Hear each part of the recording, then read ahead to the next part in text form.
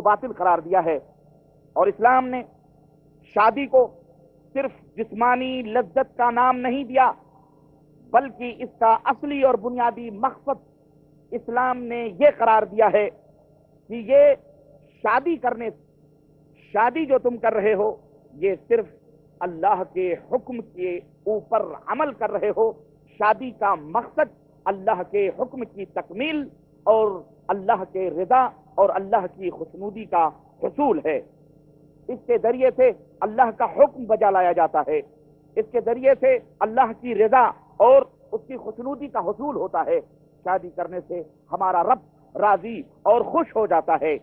یہ اور بات ہے کہ ہم اللہ کے حکم پہ جب عمل کرتے ہیں، اللہ کے حکم کی جب پابندی کریں گے، اللہ کے حکم کی طاعت و بندگی کریں گے، اللہ کے بتلائے ہوئے اشارات پر، اللہ کے بتلائے ہوئے فرمودات پر جب ہم عمل کرتے ہیں تو اس کے ذریعے سے ہمیں دنیا کی اور بھی راحتیں میسر آتی ہیں، دنیا کے اور بھی سرور اور بھی لذتیں ہمیں دنیا کی حاصل ہوتی ہیں، اور ہمیں جسمانی لذت بھی اسی سے حاصل ہوتی ہے۔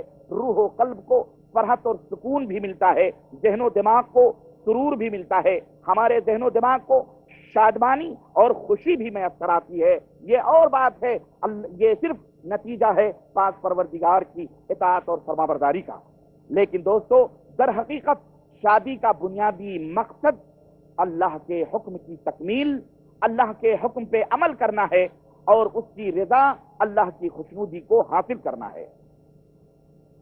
حقوق اور فرائض کا جہاں تک مسئلہ ہے، حقوق اور فرائض کے تعلق سے ہمیں اور آپ کو یہ بات اور ساری کائنات کو یہ بات اچھی طرح ذہن میں بٹھا لینی چاہیے اور جان لینا چاہیے کہ اللہ کے ہاں اس کے احکام میں، اللہ کے فرمودات میں کچھ مخصوص حالات، کچھ مخصوص معاملات کو چھوڑ کر، غور سے سنیے اس پوائنٹ کو اور اس بات کو، اور میں دعوت سے فکر دوں گا اپنے ان مسلمان دوستوں کو یا اپنے ان غیر مسلم لوگوں کو جو آزادی نسواں اور تحریک آزادی نسواں کے حامل ہیں، جو مغربیت زدہ لوگوں کی آوازوں میں آوازیں ملا کر عورت کو اس کی چہار دیواری سے باہر لا کر اپنی نفسانی خواہشات کو مٹانا چاہتے ہیں، اپنی درندگی کا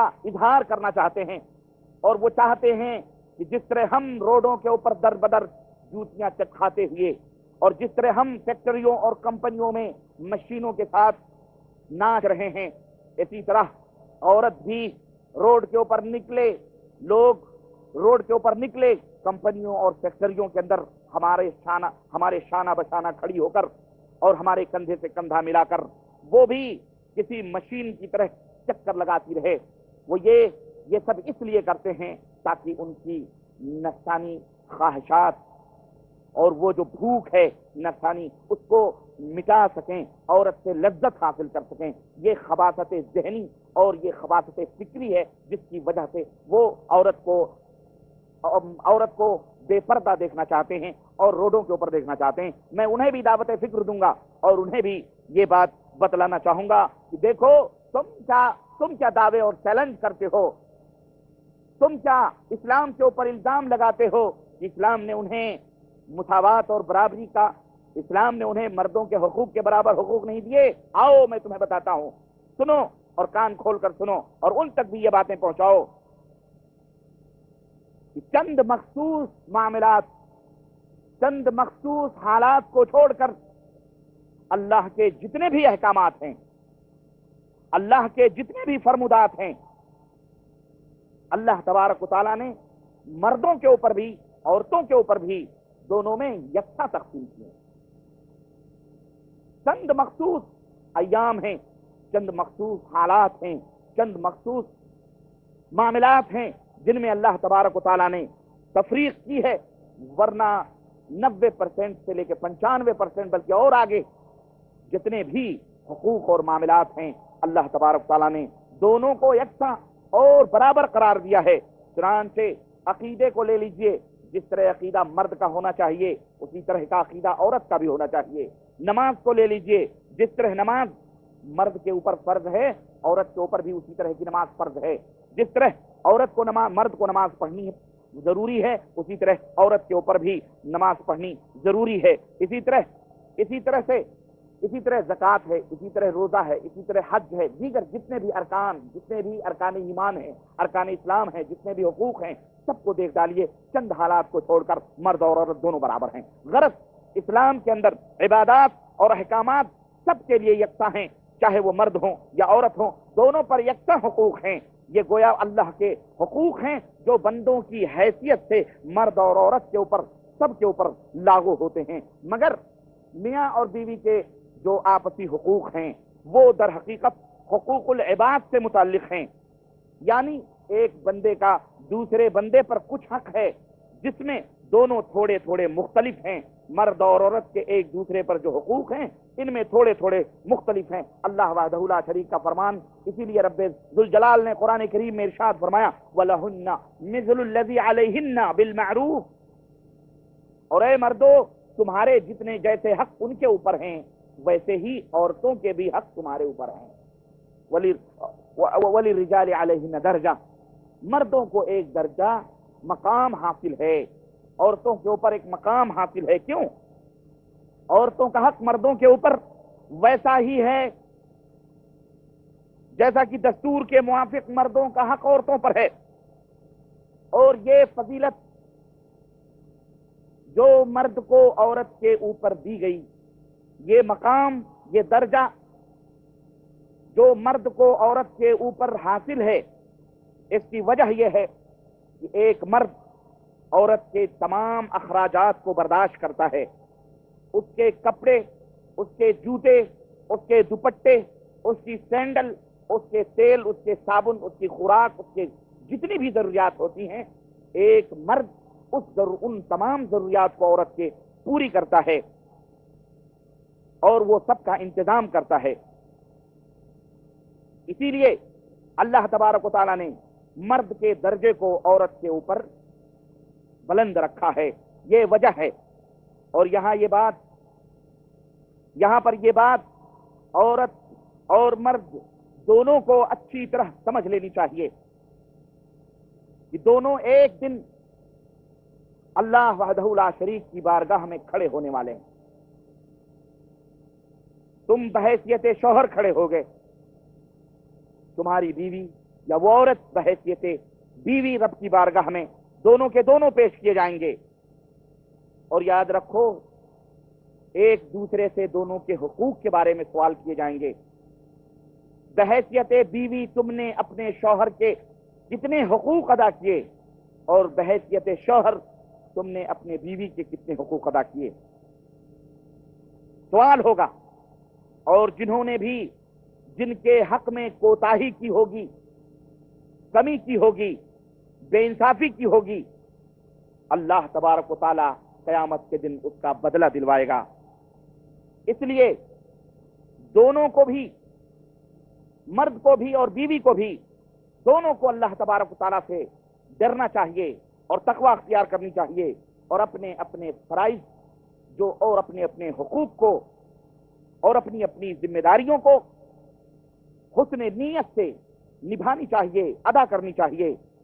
ایسا نہ سوچو اور ایسا ذہنوں میں نہ بٹھا لو کہ اب ہم نے شادی کر لی, وہ ہماری بیوی ہو گئی, اب وہ ہماری جوتی ہے, ہمارے پیروں کی سینڈل کی طرح ہے, اب چاہے اس کو جس طرح سے بھی ستائیں, چاہے اس کو جس طرح سے بھی استعمال کریں, گالیاں دیں, اس کے ماں باپ کو گالیاں دیں, اس کو برا بھلا کہیں, اس کے اوپر ظلم اور زیادتی کریں.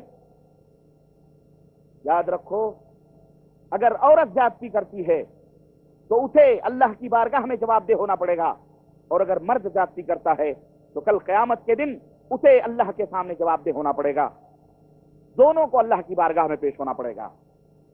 میرے عزیز, میرے نوجوان دوستوں اور ساتھیوں, یہ اللہ اور اس کے رسول کی تعلیمات ہیں جو ہم تم تک پہنچانے کی کوشش کر رہے ہیں.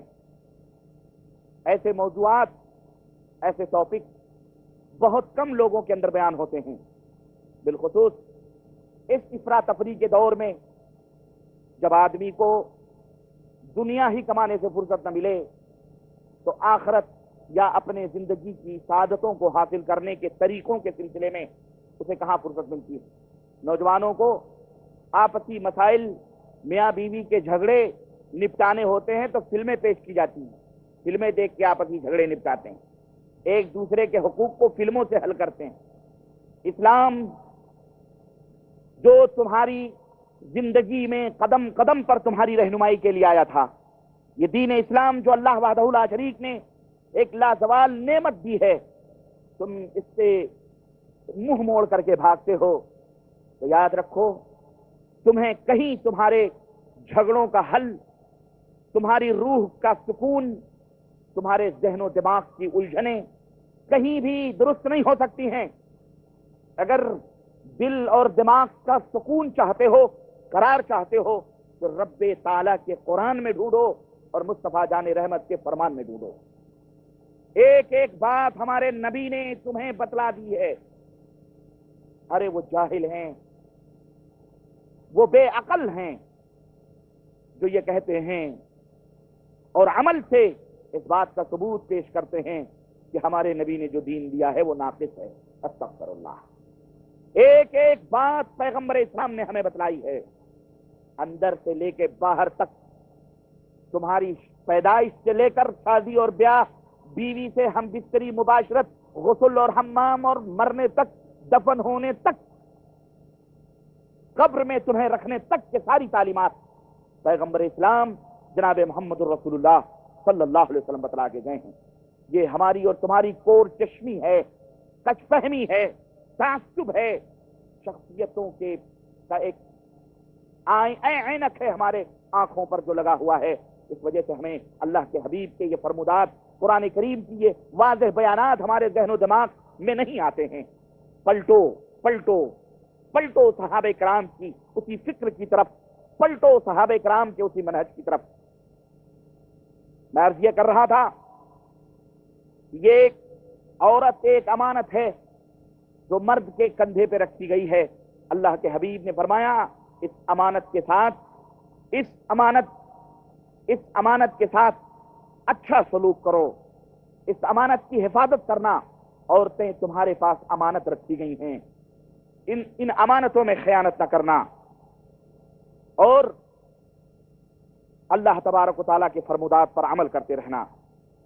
اللہ تبارک و تعالیٰ نے یہ ذمہ داری مردوں کے اوپر سونپی ہے تاکہ اللہ تبارک و تعالیٰ دیکھے کہ کون اللہ وحدہ لا شریک کے فرمودات پر کتنا عمل کرتا ہے۔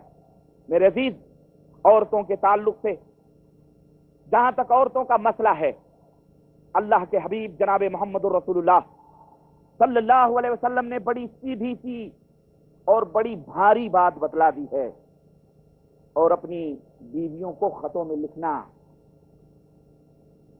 یا جن کے یہاں ہوں گی جا کے بتلانا، یہ تعلیمات دینا، انہیں بھی سنانا۔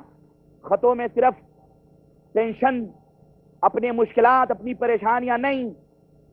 اگر تم شادی شدہ ہو، یہاں رہتے ہو، تو تمہارا یہ فرض بنتا ہے کہ اپنے بال بچوں کی خبر ٹیلی فون سے یا جتنی طاقت ہو خطوں کے ذریعے لیا کرو۔ اگر یہاں تم نمازی بن چکے ہو اور تمہارے گھر والے بے نمازی ہیں، تمہارا فرض بنتا ہے کہ کثرت کے ساتھ انہیں خط و کتابت کے ذریعے متنبہ کرو اور انہیں نماز کی تعلیم دو۔ اپنے بیوی کو بھی نماز کی تعلیم دو، دعائیں لکھو، نماز کے طریقے لکھو، کیسٹیں بھیجو، کتابیں بھیجو۔ صرف نوٹوں کی گڈیاں نہ پارسل کرو، صرف ڈراف ہی نہ پارسل کیا کرو۔